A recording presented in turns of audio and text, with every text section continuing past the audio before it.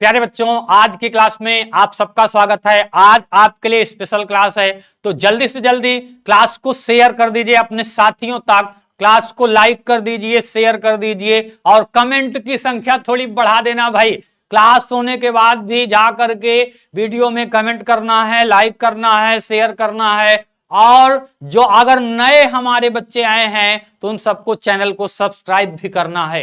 एक चीज ये देखने में आती है कि भाई आप लोग आते हो, पढ़ते हो, लेकिन सब्सक्राइब नहीं कर पाते हो। क्या करना है सब्सक्राइब करने के लिए? जहां रेड कलर का सब्सक्राइब लिखा हुआ है उसको टच करना है, उसके बगल में घंटा है, उस घंटे को बजाना है। और ये दो काम आप कर देंगे ना, तो जो भी क्लास आपको लगेगी जय महादेव विद्याकुल चैनल पर, वो आपके पास उसका नोटिफिकेशन सबसे पहले आ जाएगा। तो चलते हैं, आज की क्लास की शुरुआत करते हैं। और बहुत ही इंपॉर्टेंट टॉपिक है, इंपॉर्टेंट विषय है, तो जल्दी से शुरू करते हैं भाई।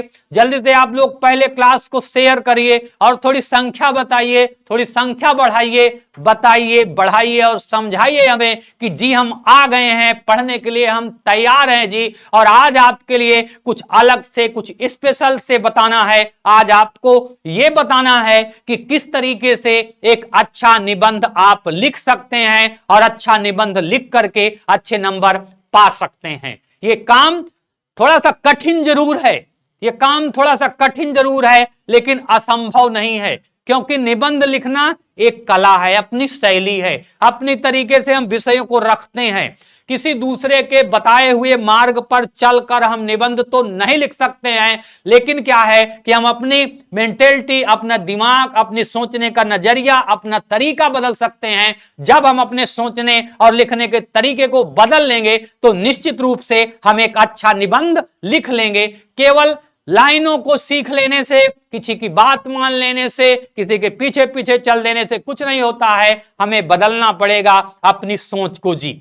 आज क्या है भाई, हमें अपनी सोच को बदलना पड़ेगा। और निबंध क्या होता है, सोच पर डिपेंड करता है कि किस तरीके की मानसिकता को लेकर हम निबंध की शुरुआत करते हैं। चलते हैं भाई, क्लास को आगे बढ़ाते हैं। एक बार फिर कहता हूं कि अपने दोस्तों तक क्लास को जल्दी से जल्दी शेयर कर दीजिए। अपने दोस्तों तक क्लास को जल्दी से जल्दी शेयर कर दीजिए, लाइक कर दीजिए। अगर सब्सक्राइब नहीं किए हैं, पहली बार आए हैं, तो सब्सक्राइब कर दीजिए।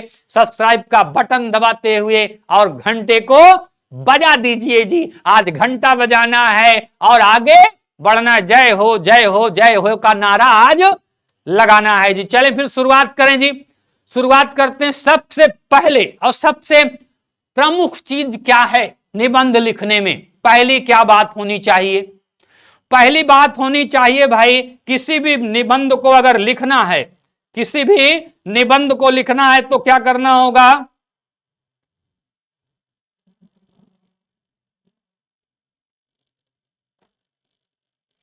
सबसे पहले हमें उस निबंध के जो विषय है, जो टॉपिक है, मान लीजिए कोई भी टॉपिक है, सबसे पहले हमको लिखना है, मान लीजिए कि शिक्षा पर लिखना है, या लिखना है आतंकवाद पे लिखना है, शिक्षा पे लिखना है, या आतंकवाद पे लिखना है, या प्रदूषण पे लिखना है। टॉपिक कोई भी हो, टॉपिक कोई भी हो, यह मायने नहीं रखता है। टॉपिक कोई भी हो यह मायने नहीं रखता है। सबसे पहले जो हमारे निबंध का टॉपिक है, सबसे पहले हमारे जो निबंध का टॉपिक है उसका अर्थ क्या करना है भाई? स्पष्ट करना है कि इस निबंध में ये जो शिक्षा टॉपिक है इसमें क्या करेंगे भाई, इसका अर्थ क्या है, इसका उद्देश्य क्या है ना, इसका अर्थ क्या है या इसका उद्देश्य क्या है, यह सोचना है। इस निबंध को क्यों लिखा जा रहा है और इस निबंध को लिखने की क्या आवश्यकता है, पहला प्रश्न ये उठता है। अगर देखिए दो चीजें होती हैं, एक तो हम जब निबंध का टॉपिक रखें तो पहला उसका अर्थ स्पष्ट करेंगे, पहला उसका अर्थ स्पष्ट करेंगे और उसका उद्देश्य स्पष्ट करेंगे। और क्यों ये इतना इंपॉर्टेंट है, क्यों ये इतना इंपॉर्टेंट विषय है या टॉपिक है कि जिस पर निबंध लिखना बहुत जरूरी है, भाई जब तक कोई ऐसा टॉपिक महत्वपूर्ण नहीं होगा हम निबंध कैसे लिखेंगे? इस विषय पर हमें सोचना होगा भाई। हमारा जो विषय है कितना गंभीर है, विषय की गंभीरता को समझाना होगा सबसे पहला। आगे चलते हैं भाई।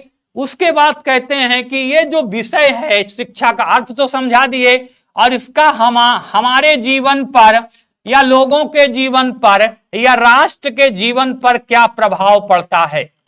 राष्ट्र पर जैसे शिक्षा है, शिक्षा अगर अच्छी हो जाएगी हमारे जीवन क्या प्रभाव है, राष्ट्र के जीवन पर क्या प्रभाव है। अगर व्यक्ति पढ़ा लिखा होगा, व्यक्ति समझदार होगा, व्यक्ति हमारी सोच को जानने वाला समझने वाला होगा, तो क्या करेगा बेटा, वो हर काम सोच विचार कर। एक पढ़ा लिखा नागरिक क्या है बेटा ना, एक पढ़ा लिखा नागरिक अगर रास्ते पर भी चलेगा तो वो बाएं से चलेगा, उसको बताने की जरूरत नहीं पड़ेगी।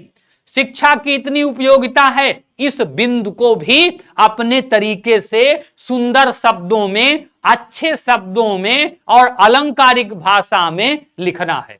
इसी तरह से यहां भी आ जाएंगे भाई, आतंकवाद का हम पर या हमारे देश पर या हमारे देश के जनमानस पर कितना प्रभाव पड़ता है, यह भी एक महत्वपूर्ण विषय है। यहां पे हम इस बिंदु को क्लियर करेंगे। या प्रदूषण का हमारे ऊपर या हमारे देश के ऊपर, हमारे स्वास्थ्य के ऊपर, हमारी जनसंख्या के ऊपर क्या प्रभाव पड़ता है, इसको भी, इस विषय को भी बहुत होशियारी से उठाना होगा। अब देखते हैं भाई, आगे चलते हैं। आगे कह रहे हैं कि इसके या जो हमारे टॉपिक हैं, जो निबंध के टॉपिक जो भी हमने तय किए हैं, जो भी निर्धारित किए हैं, वो हमारे लिए उसका हमारे जीवन पर क्या प्रभाव पड़ता है, हमें उसे क्या लाभ मिलेगा। भाई अगर मान लीजिए शिक्षित हो जाएगा समाज, शिक्षित हो जाएगा समाज, तो हम पर या हमारे देश पर क्या इसका असर पड़ेगा। भाई कहते ना राष्ट्र विकसित हो रहा है, राष्ट्र का अगर विकास होगा तो भाई हमारी भी जीवन शैली में परिवर्तन आएगा, हम भी एक सभ्य राष्ट्र के, स्वस्थ राष्ट्र के, संपन्न राष्ट्र के नागरिक होंगे। और जब हम भी एक संपन्न राष्ट्र के नागरिक होंगे तो हमारा भी जीवन सुखमय होगा। अगर सब लोग पढ़े लिखे होंगे तो उसी प्रकार का वातावरण बनेगा, और जब वैसा वातावरण बनेगा तो भैया क्या हो जाएगा, क्या हो जाएगा, राष्ट्र के प्रत्येक नागरिक का जीवन सुखमय हो जाएगा। अच्छा चलिए भाई, अब इसके बाद क्या होता है, अब शिक्षा से तो कोई हानि होती नहीं है, शिक्षा से कोई हानि होती नहीं है। अब लाभ होगा तो हानि भी होगी, लाभ होगा तो हानि भी होगी। शिक्षा से कोई हानि नहीं होती है, लेकिन फिर भी अगर हम क्या करें भाई, हानि के पक्ष को देखें तो बहुत से लोग ऐसे होते हैं भैया जो शिक्षा के नाम पर केवल दिखावा करते रहते हैं, जो समय बर्बाद करते हैं और पैसा बर्बाद करते हैं और पढ़ते नहीं हैं। यहां पे हम इस बात को लिख सकते हैं, बता सकते हैं, बहुत ज्यादा नहीं लेकिन थोड़ा सा इंगित कर सकते हैं। कुछ विषय ऐसे होंगे जहां पर हम हानियां थोड़ा सा बता सकते हैं, और कुछ विषय ऐसे होंगे जहां पर हानियों को हम बहुत विशाल रूप दे सकते हैं। जैसे यहां पे क्या करेंगे भाई, यहां पे हम बहुत कम शब्दों में, बहुत सीमित शब्दों में हानियां को प्रस्तुत करेंगे। लेकिन आतंकवाद में क्या करेंगे भाई, इसकी हानियां, आतंकवाद के कारण क्या क्या हमारा नष्ट हो रहा है, क्या क्या हमारा नुकसान हो रहा है, ये तो जग जाहिर है यार, ये तो सबको पता है। हमारा विकास रुक रहा है, असमय लोग मर रहे हैं, और क्या हो रहा है, कितनी बड़ी जन हानि, धन हानि, और कौन कौन सी हानि हो रही है, ये बताने की आवश्यकता नहीं है। समझ में आ गई बात। फिर उसके बाद कहते हैं प्रदूषण। प्रदूषण के कारण क्या हो रहा है, जो हानियां हो रही हैं प्रदूषण के कारण। अब प्रदूषण में भी अगर प्रदूषण को आप चाहें तो उसके भेद को भी हम लिख सकते हैं, जैसे रासायनिक प्रदूषण, जैसे वायु प्रदूषण, जैसे ध्वनि प्रदूषण, आदि आदि आदि। जल प्रदूषण आदि आदि आदि, उनके विषय में भी और डिटेल से जा सकते हैं। अगर हम देखो हमारे ऊपर है, और सबसे पहली बात यह है बेटा कि निबंध कितने शब्दों का होना चाहिए, कितने शब्दों में लगभग हम निबंध लिखें तो एक अच्छा निबंध लिखा जाए, यह प्रश्न भी उठता है। तो कहना है भैया 300 शब्द, 300 शब्दों में निबंध लिखने की बात की जाती है। एक आदर्श निबंध, अच्छा निबंध लिखने के लिए 300 शब्द होने चाहिए। शब्द सीमित होना चाहिए, शब्द का संयमित अर्थ होना चाहिए। अब उसके बाद जब हानियां होंगी, अब यहां पे आ गया हानियां, तो उनसे बचने का उपाय क्या है। मान लीजिए भाई अब प्रदूषण है, तो हानियों को हम कैसे टाल सकते हैं ना। हर विषय में कहीं भी नुकसान हो रहा है तो उससे बचने के तरीके भी होते हैं ना बेटा, कि कैसे। प्रदूषण है तो हम क्या कर सकते हैं भाई, ज्यादा से ज्यादा वृक्षारोपण कर सकते हैं।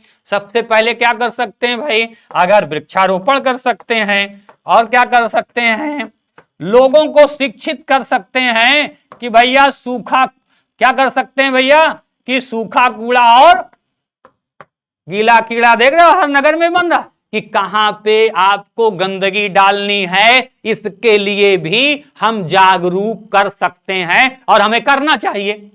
अब मान लीजिए भाई ये तो उपाय हो गया प्रदूषण का, अब ये हो गया आप, और हमने जो भी टॉपिक लिए थे आतंकवाद का लिया था। आतंकवाद क्या करना है भैया, आतंकवाद भी किससे हम, आतंकवाद पर किससे नियंत्रण कर सकते हैं भाई, उनको शिक्षित करें। उनको जो बरगलाया जाता है, उनको जो गलत फिल्में दिखा करके उनके मन में एक जहर भरा जाता है, उनके मन में क्या करने के लिए भैया, आत्मघाती दस्ता बनने के लिए एक ट्रेनिंग दी जाती है, उनको उनका ब्रेन वॉश जो किया जाता है ना, तो उसके बाद हमें भी उनके ब्रेन वॉश करने की जरूरत है। जहां पे गंदगी डाल दी गई है, जहां पर दूषित विचार डाल दिए गए हैं, उन दूषित विचारों के स्थान पर हमें फिर से एक अच्छा सा वातावरण, एक अच्छे से विचार को डालना होगा जी। बात समझ में आ रही।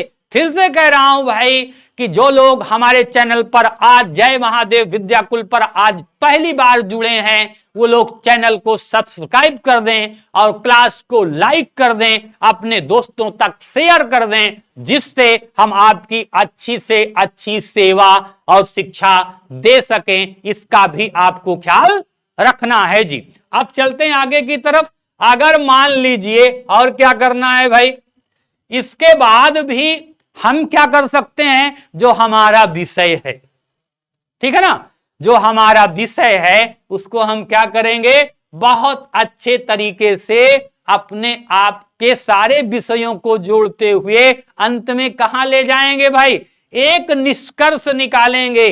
निष्कर्ष निकालेंगे या क्या निकालेंगे भाई, चाहे आप इसको निष्कर्ष कहिए, चाहे आप इसको क्या कहिए, उपसंहार कहिए, चाहे आप इसको निष्कर्ष कहिए, चाहे आप इसको उपसंहार कहिए, लेकिन ध्यान रखिएगा अधिकतर विषयों का उपसंहार जो है, अधिकतर टॉपिक पर उपसंहार जो है वो सकारात्मक होना चाहिए।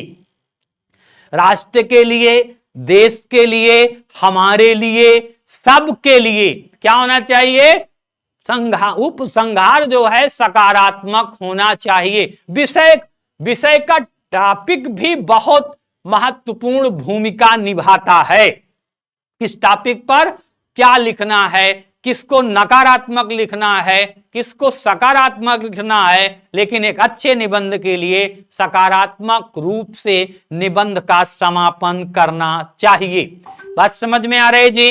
अब चलते हैं आगे की तरफ। हमने ये 3 टॉपिक आपके लिए रखे थे। अब बात ये आती है कि सर इसके अलावा अगर कोई दूसरा टॉपिक आ जाए तो जी, टॉपिक चाहे जो भी हो, थोड़े से परिवर्तन से, टॉपिक के अनुसार बदलने से, टॉपिक के अनुसार विषय को बदलने से हम कोई भी निबंध बहुत अच्छी तरीके से लिख सकते हैं, बता सकते हैं, समझा सकते हैं। बिल्कुल ध्यान देना है, निबंध को हमें अपनी शैली में लिखना है। कोशिश ये करना है कि जैसे अगर निबंध के अनुरूप, निबंध के टॉपिक के अनुरूप कुछ पद हों, कुछ श्लोक हों, और वो श्लोक, वो पद उस निबंध पर सेट बैठते हों, फिट बैठते हों, तो उनको भी उसमें जोड़ देना चाहिए।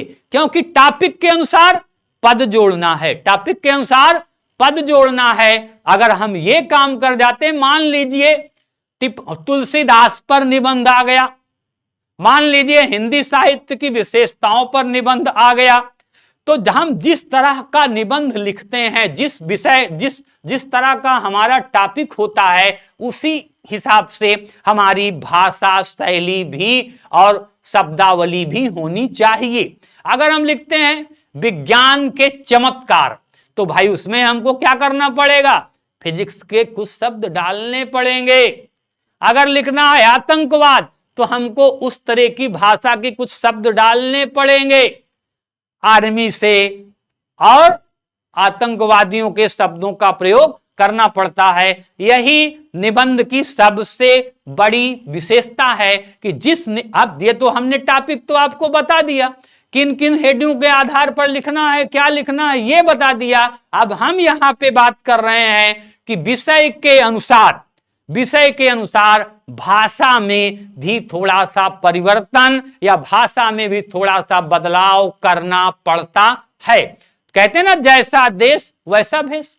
कहते हैं जैसा देश वैसा भेष, जैसा देश वैसा भेष नहीं भाई, जैसा टॉपिक वैसी भाषा, वैसे शब्द अगर लिखेंगे तो निश्चित रूप से हमारा निबंध एक अच्छा निबंध होगा। और क्लास खत्म होने के बाद आप लोग इस क्लास में जाकर के कमेंट बॉक्स में लिखेंगे कि आपको ये क्लास कैसी लगी, और इसके बाद आपको किस टॉपिक पर, विषय पर क्लास चाहिए, अपना रुचि भी लिख देना है।